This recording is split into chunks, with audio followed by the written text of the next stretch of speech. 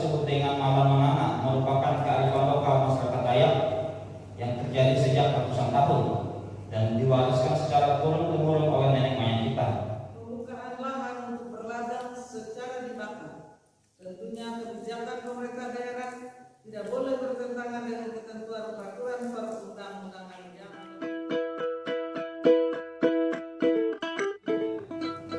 Berikutnya saya persilahkan Saudara Epandi SPD dari fraksi Partai Nasdem Madura untuk menyampaikan pandangan umumnya dan hormat kami persilahkan.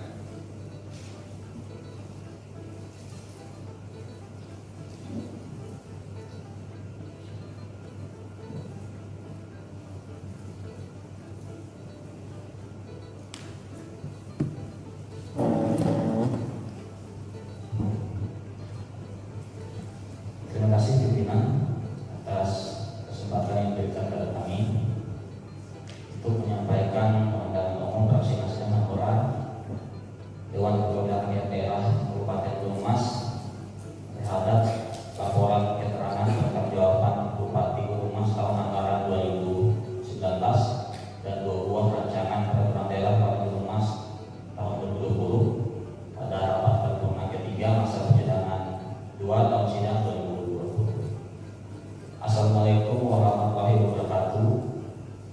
Selamat pagi, salam sejahtera bagi kita sekalian. Om Swastiastu. Yang terhormat Saudara Bupati dan Wakil Bupati Gunung Mas, yang terhormat Saudara pimpinan dan anggota DPD Bupati Gunung Mas, yang terhormat Saudara unsur koordinasi pimpinan daerah Bupati Gunung Mas, yang terhormat Saudara Sekretaris Daerah, asisten dan staf ahli bupati di lingkungan pemerintahan Kabupaten Gunung Mas, yang terhormat Saudara Kepala Dinas Badan Kantor Unit Satuan Kerja di lingkungan pemerintahan daerah Gunung Mas, yang terhormat Ketua Tim Putra PKK Ikiawan Yowi dan Wanita Persatuan, dan yang terhormat Saudara pimpinan UMN, UMD, tokoh masyarakat, tokoh agama, sesepuh, pengurus LSM, pimpinan organisasi pemuda, rekan-rekan wartawan, baik media cetak maupun media elektronik, serta para hadirin sekalian yang berbahagia dan seluruh pendengar radio Mawati di mana saja berada. Rapat paripurna Dewan yang terhormat, pertama-tama hendaknya kita memanjatkan puji dan syukur bagi Tuhan Yang Maha Esa yang telah melimpahkan berkat rahmat dan hikmatnya pada kita, sehingga pada hari ini kita bisa berkumpul pada forum paripurna yang terhormat ini untuk menyimak pandangan umum fraksi-fraksi pendukung Dewan terhadap keterangan laporan keterangan pertanggungjawaban Bupati Gunung Mas tahun anggaran 2019 dan 2 buah tuntutan.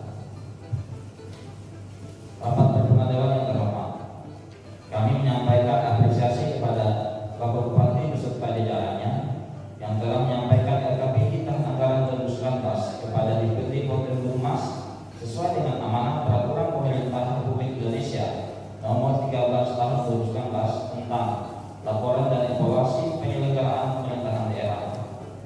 Selanjutnya, sebagaimana dijelaskan pada pidato pengantar Bupati Gunung Mas tentang LKPI, disampaikan bahwa pendapatan daerah hanya terrealisasi sebesar 96,54%, yang berarti tidak mencapai target sebesar 31.410.309.407 rupiah,96 sen, di mana beberapa komponen pendapatan yang tidak mencapai target yaitu dari dana pengembangan dan dana transfer pemerintah provinsi. Berdasarkan hal tersebut, mohon dijelaskan apa yang menjadi kendala sehingga 2 komponen pendapatan tersebut tidak tercapai. Selain itu juga mohon dijelaskan berapa jumlah sisa lebih pembiayaan anggaran atau SIPA tahun anggaran 2019 yang bisa digunakan untuk mendukung APBD Kabupaten Gunung Mas tahun anggaran 2020. Selanjutnya, pada saat forum pembahasan di DPRD Kabupaten Gunung Mas, kami meminta penjelasan terperinci terkait dengan capaian kinerja program dan kegiatan masing-masing dinas. Rapat paripurna Dewan yang terhormat, selanjutnya berkaitan dengan 2 buah raperda yang diusulkan, yaitu yang pertama, Raperda Rencana Detail Tata Ruang Bagian Wilayah Perencanaan Kawasan Perkotaan Kuala Kurung tahun 2020-2020. Dua, Raperda tentang pengarusamaan gender dalam pembangunan daerah. Kami menyarankan agar dipilih salah satu raperda paling prioritas untuk dilanjutkan ke forum pembahasan DPRD. Mengingat dengan kondisi sekarang tidak memungkinkan untuk dilakukan pembahasan 3 buah agenda secara bersamaan. Selanjutnya terkait dengan saran serta masukan tentang raperda tersebut akan kami sampaikan di forum pembahasan DPRD Kabupaten Banyumas. Sidang Dewan yang terhormat. Selanjutnya pada forum yang mulia ini, kami ingin menyampaikan beberapa saran masukan serta hal penting yang kami temui di lapangan yang berkaitan dengan pembangunan daerah Kabupaten Banyumas yang kita banggakan ini. Pertama, saat ini sedang terjadi was-was atau rasa cemas dengan masyarakat Kabupaten Banyumas terkait dengan aturan larangan membuka lahan untuk berladang secara dibakar. Sedangkan berladang atau yang disebut dengan malam menanam merupakan kearifan lokal masyarakat Dayak yang terjadi sejak ratusan tahun dan diwariskan secara turun-temurun oleh nenek moyang kita. Kejadian kabut asap sebenarnya tidak bisa menjadi alasan untuk melarang kita Kabupaten Banyumas untuk berladang, karena penyebab utama kasus kabut asap yang terjadi ialah lahan gambut yang terbakar saat kemarau panjang. Sedangkan di Kabupaten Banyumas tidak ada lahan gambut dan memang masyarakat kita tidak pernah berladang di lahan gambut.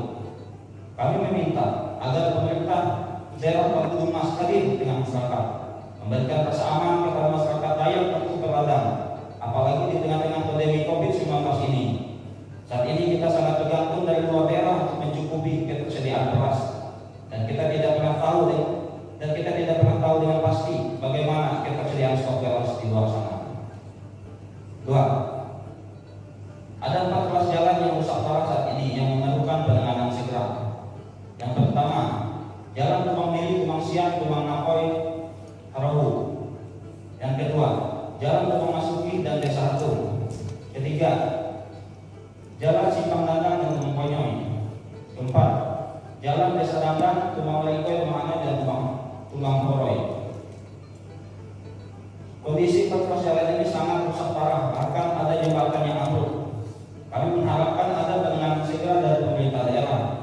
Dan jika anggaran daerah tidak ada, mungkin kita bisa meminta bantuan kepada perusahaan-perusahaan besar yang berinvestasi di Banyumas untuk membantu penanganan jalan tersebut. Perlu kita ingat dan kita ketahui, akses desa Masukin dan Desa Hatu sejak berdirinya Kabupaten Banyumas tidak pernah tersentuh oleh dana APBD dengan alasan karena ruas jalan tersebut masih dikelola oleh perusahaan. Namun sekarang berdasarkan informasi dari Dinas PU, ruas jalan tersebut sudah dilimpahkan ke pemerintah daerah Kabupaten Banyumas. Maka oleh itu perlu perhatian khusus kita semua. 3. Jembatan Kahayan Utara juga perlu penanganan segera. Mengingat saat ini terjadi longsor tanah di dekat fondasi atau tiang jembatan. Jika tidak segera diantisipasi, kami mengkhawatirkan jembatan tersebut bisa ambruk.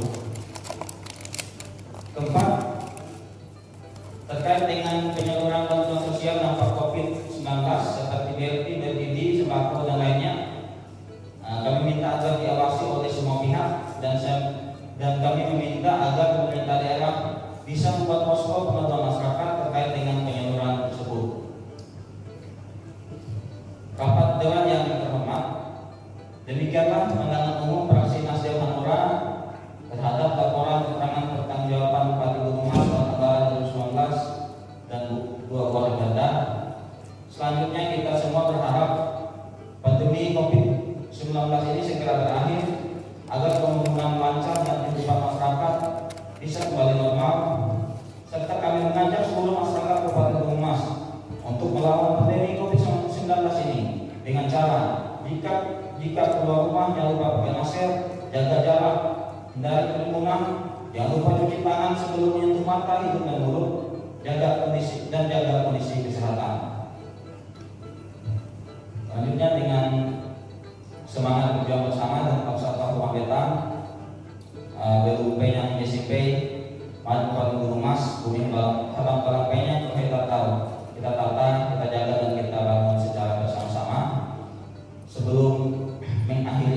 izinkan saya menyampaikan pantun. Selama ini Bupati selalu menyampaikan pantun, izinkan kami membalasnya. Ada teman berikut ini kata, mohon maaf jika ada salah kata. Mangga besar mangga ini, sangat manis kelezatannya. Cukup sudah sampai di sini. Terima kasih untuk perhatiannya. Yang dewan dan hadirin yang saya hormati, selanjutnya izinkan kami menyampaikan tanggapan, penjelasan atau jawaban atas pandangan umum yang disampaikan oleh anggota dewan yang terhormat Saudara Epandi SPD selaku juru bicara dari fraksi Partai Nasdem Hanura sebagai berikut. Pertama-tama kami sangat menghargai dan mengucapkan terima kasih atas dukungan, saran dan masukan dari fraksi Partai Nasdem Hanura terhadap diajukannya 2 buah rangkaian peraturan daerah dan laporan keterangan pertanggungjawaban Bupati Gunung Mas tahun anggaran 2019. Terhadap pertanyaan apa yang menjadi kendala 2 komponen pendapatan daerah, yaitu dana perimbangan dan dana transfer pemerintah provinsi tidak tercapai, dapat kami jelaskan bahwa jumlah penyaluran dana perimbangan ke pemerintah Kabupaten Gunung Mas berkurang karena 1. Menurunnya penerimaan pajak secara nasional. Yang kedua, dana yang disalurkan sesuai dengan nilai kontrak pekerjaan dan sisa lebih perhitungan anggaran tahun lalu sebagai pengurang jumlah penyaluran. Ketiga, terdapat pemotongan akibat lebih bayar penyaluran dana bagi hasil tahun-tahun sebelumnya. Sedangkan untuk dana transfer tidak mencapai target karena pemerintah Provinsi Kalimantan Tengah belum selesai melakukan rekonsiliasi atas penerimaan pajak Provinsi Kalimantan Tengah, sehingga dana transfer untuk tahap ketiga dan keempat di tahun anggaran 2019 belum dapat disalurkan. Terhadap pertanyaan jumlah sisa lebih perhitungan anggaran atau SILPA tahun anggaran 2019 yang bisa digunakan untuk mendukung APBD Kabupaten Gunung Mas tahun anggaran 2020, dapat kami jelaskan bahwa berdasarkan laporan hasil pemeriksaan Badan Pemeriksa Keuangan Republik Indonesia Perwakilan Provinsi Kalimantan Tengah atas laporan keuangan pemerintah Kabupaten Gunung Mas tahun anggaran 2019 yakni 1. Nilai jumlah sisa lebih perhitungan anggaran atau SILPA tahun anggaran 2019 sebesar 37 miliar 373 juta 817.986 rupiah, 33 sen. Kedua, dari nilai tersebut yang dapat dianggarkan pada tahun anggaran 2020 adalah sebesar 1.727.991 rupiah, 36 sen. 3. Sedangkan nilai sisa lebih perhitungan anggaran atau SILPA tahun anggaran 2019 sebesar 24 miliar 865 juta 158.573 rupiah, merupakan sisa dana transfer pada kas umum daerah yang penggunaannya diatur dengan petunjuk teknis tertentu, serta nilai sisa lebih perhitungan anggaran SILPA tahun anggaran 2019 sebesar 10 miliar 540 juta 931.421 rupiah, 97 sen, merupakan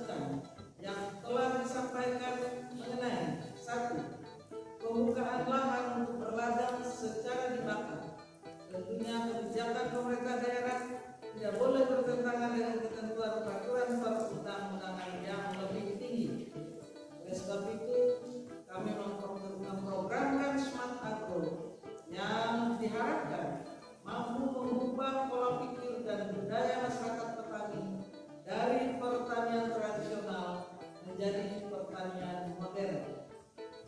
2. Mengenai 4 ruas jalan yang rusak parah saat ini meliputi: A. Jalan Tumbang Miri, Tumbang Siang, Tumbang Napo. Untuk penanganan jalan ini akan dilaksanakan dengan kontrak jamak tahun anggaran 2020-2022 yang saat ini perencanaannya dalam proses lelang. B. Penanganan ruas jalan Tumbang Napo, Karuku, dan jalan Tumbang Masuki, Tumbang Hatung. Kami akan meminta bantuan perusahaan di wilayah tersebut untuk penanganannya, mengingat keterbatasan anggaran. Sedangkan penanganan sebuah buah jembatan yang ambruk akibat terjadinya longsor pada bagian off-grid jembatan saat ini sedang dalam pelaksanaan perbaikan dan anggaran swaklola dana pangan darurat. C. Penanganan jalan Simpang Dandang, Tumbang Ponyo sebenarnya telah diprogramkan pada APBD Kabupaten Banyumas tahun anggaran 2020. Namun karena adanya rasionalisasi anggaran untuk penanganan COVID-19 sehingga lambat